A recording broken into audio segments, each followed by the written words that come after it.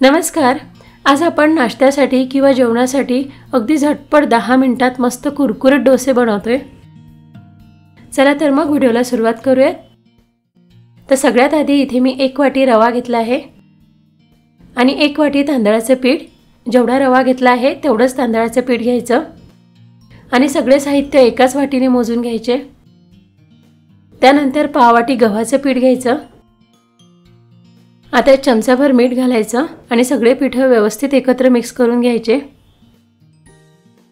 आता आपण पीठ भिजवून घेऊयात। तर त्यासाठी यात मी 4 वाटी पाणी घालते। पीठ आपल्याला अगदी पातळ भिजवून घ्यायचे आहे। याचे छान कुरकुरीत डोसे बनवायचे आहे म्हणून पीठ अगदी पातळ भिजवायचं। यात पिठाच्या गाठी होऊ द्यायच्या नाही, पीठ व्यवस्थित भिजवून घ्यायचं। बघा अशा प्रकारे अगदी पातळ भिजवायचं। डोस्याला छान आंबट टेस्ट येण्यासाठी यामध्ये पाव वाटी दही घालायचं, पण दही असं चमच्याने आधी फेटून घ्यायचं, त्यानंतर घालायचं। आता पूर्ण दही यात मिक्स करून घ्यायचं।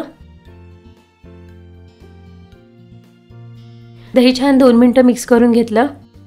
आता यात बारीक कट करून कढीपत्ता घालायचा, कढीपत्ता भरपूर घालायचा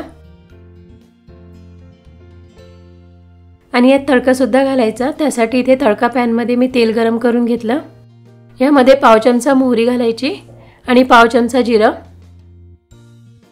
जिरं आणि मोहरी तडतडली की तडका यामध्ये मिक्स करून घ्यायचा।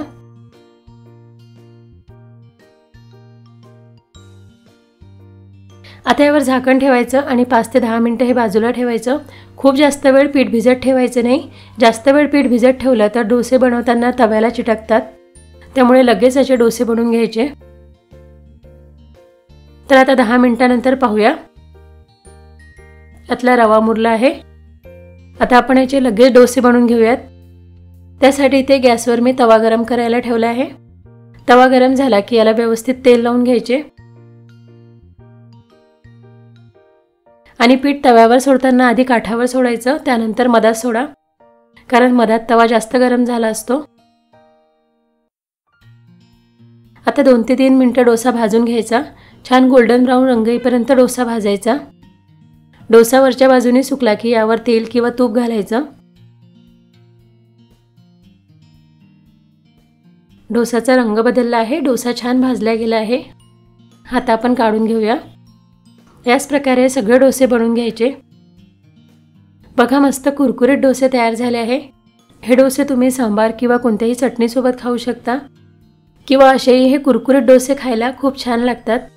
डोसे अगदी झटपट तयार होतात, बनवायला पण सोपे आहेत। तर एखाद्या वेळी नाश्त्यासाठी किंवा जेवणासाठी बनवून बघा, मस्त कुरकुरीत होतात। आणि आजचा व्हिडिओ तुम्हाला आवडला असेल तर प्लीज लाईक करा, शेअर करा, त्याचसोबत आपल्या चॅनलला सुद्धा सबस्क्राईब करा।